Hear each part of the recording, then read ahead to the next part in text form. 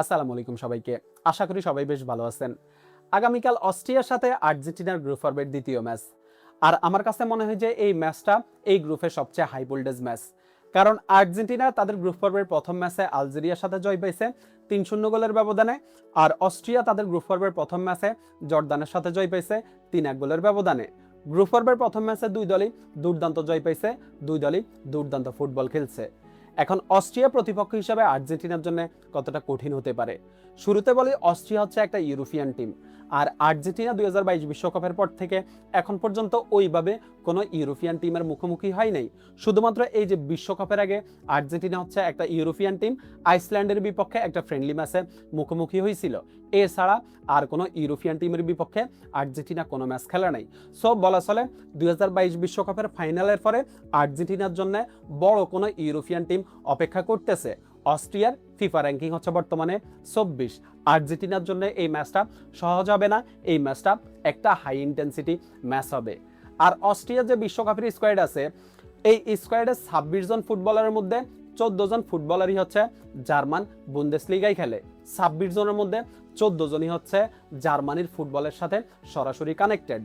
আর অস্ট্রিয়ার যে কোচ আছে রাফ রাগনিক, সেও কিন্তু একজন জার্মান কোচ। জার্মান আসলে জার্মানির যে প্লেয়িং স্টাইল আপনার হচ্ছে লং বল, এরপরে high pressing, physical football, quick counter, এগুলাই কিন্তু হচ্ছে রাফ রাগনিক ফলো করে এবং এগুলাই দিয়ে হচ্ছে প্রতিপক্ষকে রাফ রাগনিক কুফুকাত করে। এই যে অস্ট্রিয়া তাদের খেলা সর্বশেষ ১২ ম্যাচের মধ্যে ১১ ম্যাচে অপরাজিত, মাত্র একটা ম্যাচ তারা হারছে। আর এই যে ফিজিক্যাল ফুটবল, হাই প্রেসিং, এরপরে হচ্ছে আপনার কুইক কাউন্টার, এগুলার বিপক্ষে কিন্তু আর্জেন্টিনা কিছুটা হইলেও স্ট্রাগল করে। আমরা হচ্ছে উরুগুয়ে, মার্সেলো বিয়েলসার উরুগুয়ে, তারা হচ্ছে এই যে হাই প্রেসিং ফুটবলটা খেলে বা হচ্ছে তারা ফিজিক্যাল ফুটবলটা খেলে।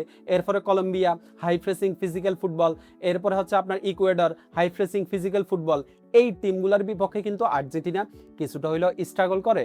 সো আর্জেন্টিনার জন্য এই ম্যাচটা মোটেও সহজ হবে না। এখন আমাদের তো একটা আস্থার জায়গা আছে, একটা ভরসার জায়গা আছে, সেটা হচ্ছে লিওনেল স্কালোনি। আমরা জানি স্কালোনি সবসময় হচ্ছে প্রতিপক্ষের ট্যাকটিক্স বুঝে তার প্ল্যানটা সাজায়, আর স্কালোনি সেটাতে সাকসেসও হয়। সো আর্জেন্টাইন ফ্যানদের আসলে ওইভাবে আমি বলি যে টেনশন করার কোনো কারণ নাই। স্কালোনি হচ্ছে এই ম্যাচে আমাদেরকে ভালো কিছুই উপহার দিবে। আর আর্জেন্টিনার এই ম্যাচে মিডফিল্ডে যারা থাকবে, রদ্রিগো ডিফল, অ্যানজো ফার্নান্দেজ, এরপরে হচ্ছে ম্যাকঅ্যালিস্টার, থিয়াগো আলমাদা থাকতে পারে, বা হচ্ছে ওইখানে নিকো গঞ্জালেস থাকতে পারে। যারাই থাকবে তারা কিন্তু বাড়তি একটা দায়িত্ব নিতে হবে, এবং অস্ট্রিয়ার এই যে হাই প্রেসিংয়ের সামনে কিন্তু কোনো ভুল করা চলবে না। কোনো ভুল করলেই কিন্তু বিপদ হইতে পারে। আর আর্জেন্টিনার ফুল ব্যাকে যারা থাকবে, রাইট ব্যাকে নাহুয়েল মলিনা, এরপরে হচ্ছে লেফট ব্যাকে ফাকুন্দো মেদিনা, তাদের উপরেও কিন্তু একটা বাড়তি দায়িত্ব থাকবে, একটা বাড়তি প্রেশার থাকবে। কারণ অস্ট্রিয়া এই যে ফুল ব্যাক আপনার হচ্ছে লেফট ফ্ল্যাঙ্ক, এরপরে রাইট ফ্ল্যাঙ্ক, এগুলো হচ্ছে টার্গেট করবে, হাই প্রেসিং করবে। এই হাই প্রেসিংয়ের সামনে কিন্তু এই যে ফুল ব্যাকদের কোনো প্রকার ভুল করা চলবে না। আর এই ম্যাচে আর্জেন্টিনার জন্য ট্রাম্প কার্ড হইতে পারে জুলিয়ানো সিমিওনে, নিকো গঞ্জালেস এবং লিয়ান্দ্রো ফেরাদেজ।